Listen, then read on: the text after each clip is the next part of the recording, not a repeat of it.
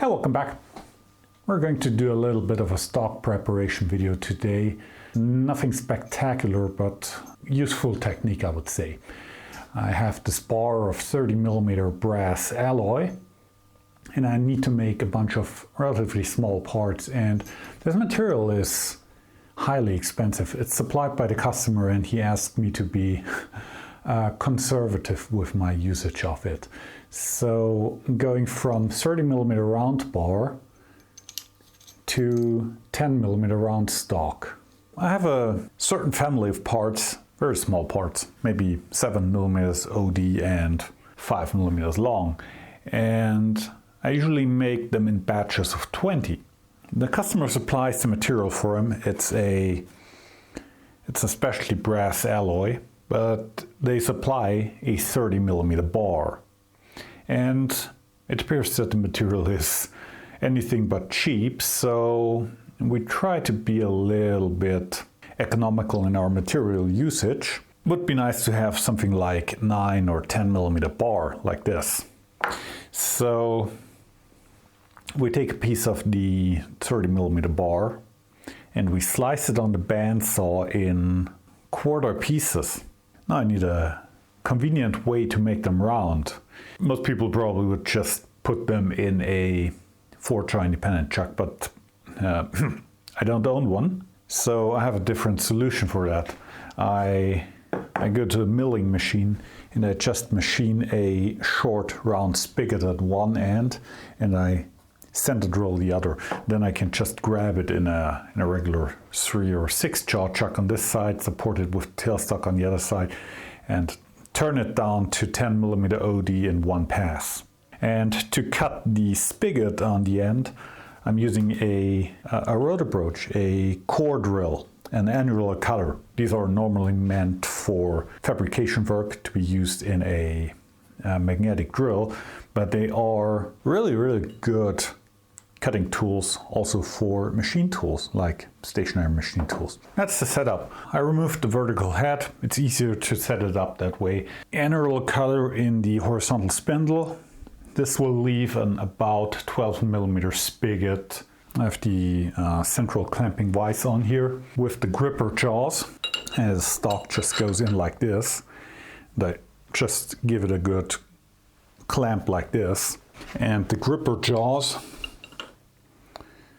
really bite into the material. You can, there you can see all the indentations from these little teeth on the gripper jaws, and that also on this side on the saw and stock. Here are a few. There's none. There are a few more, and this creates a form-fitting connection between the vise and the stock. It's not relying on friction. This is a mechanical gripping, well, a mechanical form-fitting holding action. You could probably lift up the mill with the stock clamped like this, if the stock doesn't rip out, if the stock doesn't give away under pulling, like shearing the stock away. But apart from that, this is super secure. And also, these gripper jaws usually work with rough sawn stock very well, because due to the small contact area of these points here, they can bite into material that's uneven. And now we just plunge in.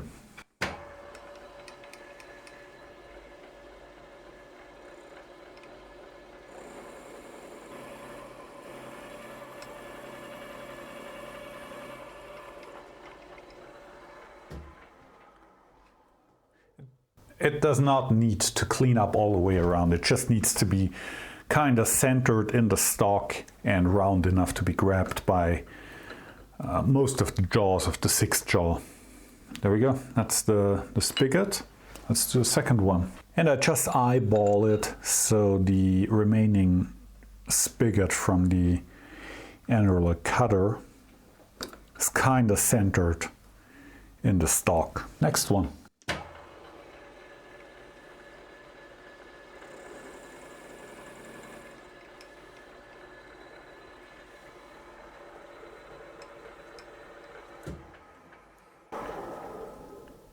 I take a little bit of a cut with the annular cutter, check if the remaining material is roundish and kind of centered in a stock. It varies a little bit with the bands on blank, but it's really a roughing process here.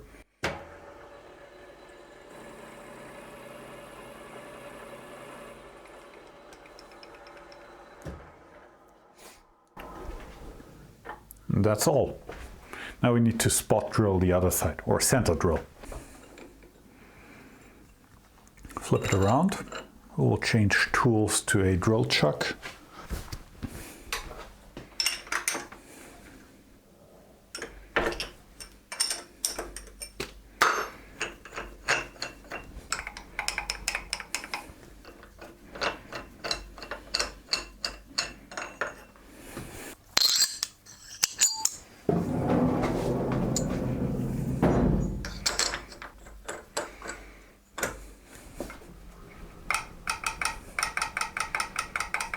Now we are heading our next problem, how to locate the center drill in the stock so we get kind of a center line.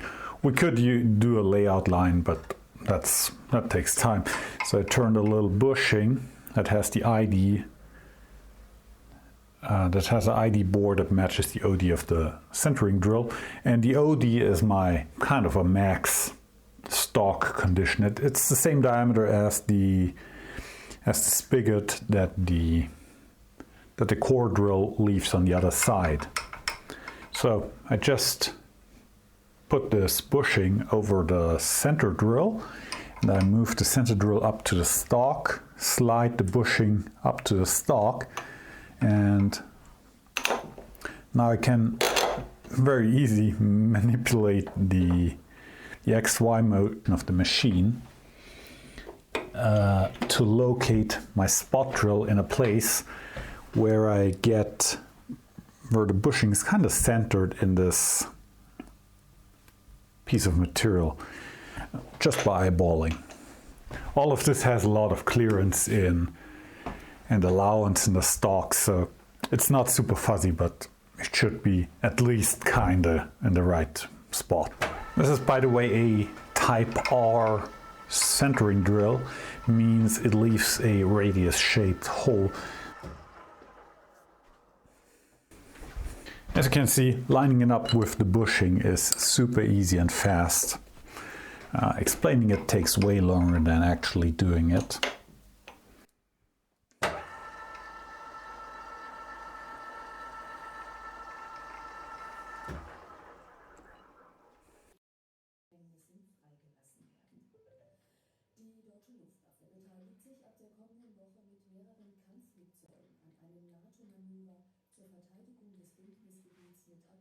Over at the lathe, after 6 jaw, I put the tailstock back on the machine. That's one of the rare cases where I actually need the tailstock.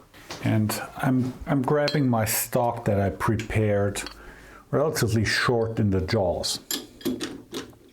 Like maybe 3 or 4 millimeters.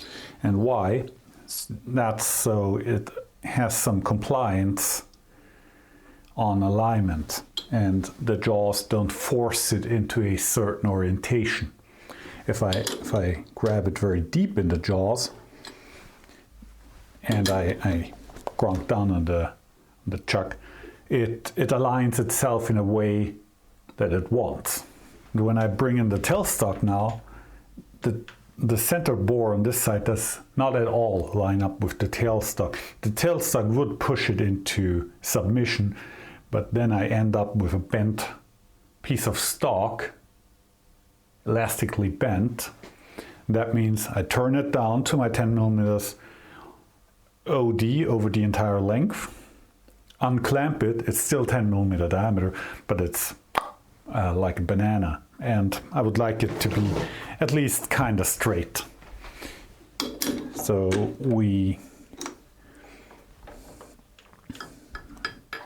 So if we grab it only very short in the jaws, as I mentioned, only a few millimeters, gromp down on it, I can push it around and get it to run true. And the tailstock will pull it in line very easily without deforming the stock. There we go. Tighten down on this a little bit more so it doesn't get pushed into the chuck under the cutting forces. Speeds and feeds, we are running at 1200 RPM and a feed of 0.1 millimeters per rev. So not super fast, but fast enough to not fall asleep. Let's see how this goes. Shouldn't come out and fly in my face. This is a pretty safe setup as long as the stock does not get pushed into the chuck until it loses connection with the tailstock center. It can't go anywhere. And the jaws, well, the chuck is tight down so much that it actually grabbed into the stock. It's dug into the stock, so I don't think it will get pushed somewhere.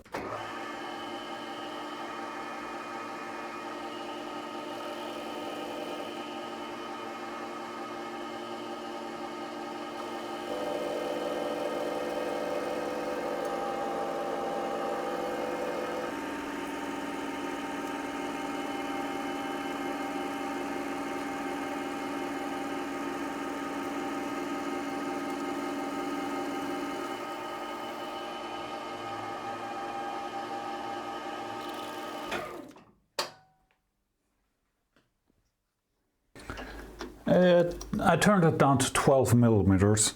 I want the final stock to be 10, and it almost cleaned up already. It has a little bit of material or uncut material left here and also over here.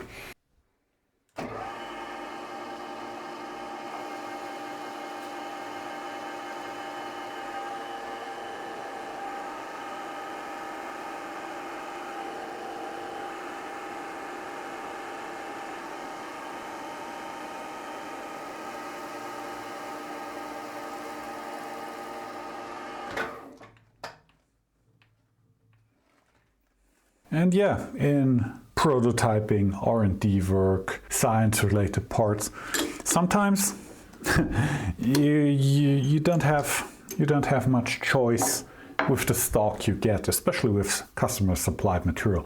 At my old day job, I once got material in ingot form, like a comic book-looking ingot. It was a zinc alloy, and I had to cut my stock from those ingots because that's all the material that they could get their hand on. And well, we made it work.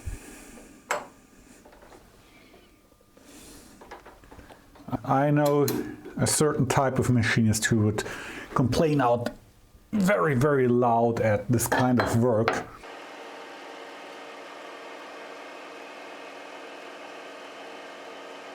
For the sake of completeness, this is the tool holder that I used for the rotor broach. The rotor broach holder has a Morse taper 2-shank, and this is a Morse taper to 40 taper adapter, but with a twist. This style of tool holder uses a internal screw. Well, it's not internal, it's just a screw. So you can use tooling that has a drawbar thread and pull it properly into the tool holder. This style of holder also allows you to use tooling with a tang because it has the slot where you can use a tapered wedge to push out the tooling, but this has a drawbar thread, so it doesn't come out with a wedge. And for that you keep the screw in, you loosen it 1 or 2 turns, and you just take a copper drift, give it a tap, and this will eject the Morse taper tooling from the sleeve. This is a specialty item that Deckel made. This only works because the Deckel machines have a external drawbar thread, and the screw has room to nest inside the drawbar. The drawbar is basically a tube with an internal thread. This is the drawbar from the indexing head, same principle, and this fits over the screw. That's one of the advantages why you want to use the S20x2 outside threaded tooling on the decal mills. I'm very much against converting them to a internal threaded tool holder and drawbar combination. You absolutely can use standard 40 taper tool holders, and you just buy the S20x2 stud. That's easy to get on the internet. Franz Singer sells them, Hoffman Group sells them. You will find them if you look for them. And you just screw them into a standard 40 taper holder, any modern holder, and it will fit a decal mill from 1960. No matter if it's an end mill holder or a hydraulic chuck like this, or this cool HSK adapter, ER11 collet chuck, all with the S20x2 drawbar thread. And this is one of the variants of a Morse taper sleeve that Decal sold as an accessory for the Decal mills. This is dual purpose. It can use tanked tooling and drawbar tooling. There is a second style of sleeve. This only works with tooling that has drawbar thread. There is an internal screw that's captive. You reach in from the back with an Allen key. And when you loosen the screw, the tooling gets pushed out of the taper and gets released without having to knock on it with copper drift. Also, this one is a little bit shorter. This gives you about maybe 20-25 millimeters of C height back because it's very compact. I use this mostly for my small Woolhopper boring head. A quick look at the center drill that I used. I used this one, and as you can see, there is a difference to the other one. The left one is a standard type, which will leave a 60-degree conical hole. And this one will create a hole with a curved contour. The standard center drill will create a hole like this, 60-degree included angle. And this one, this is a form R for radius, will create a hole that kind of looks like this with these curved walls. And the idea behind that is that this will allow misalignment between the axis of rotation of the part and your tailstock center, no matter if it's a live or a dead center. So let's get these out of the way. So there is my 60-degree live center or dead center. It's same principle. And my 60-degree center hole in the part. And as you can see, when you have those in line, perfect fine. It's kind of a line surface contact situation, depending on how much tolerance there is between your lineup of the tailstock and the part, and it's all a little bit messy. But over here, we always get a contact on the tangent point of this radius between. But over here, we get always a contact point on the tangent between the cone and the radius. In this case, it would be here and here. If things were misaligned, I can't overdo it here, of course. This contact point moves up a little bit and this contact point moves down a little bit, so it's still tangent. And that's why this one can be used with a slight misalignment. You would also use this style when you want to do taper turning or taper grinding with an offset tailstock. So you have a kind of a defined center situation still, despite things not being lined up. If you go over here and you try to create a non-aligned situation, well, you are in big trouble. Over here, that's fine. So that's why I used the Form R center drill. So I hope you enjoyed this little stock preparation video. Thank you all for watching. Thanks for your support, and I'll be back.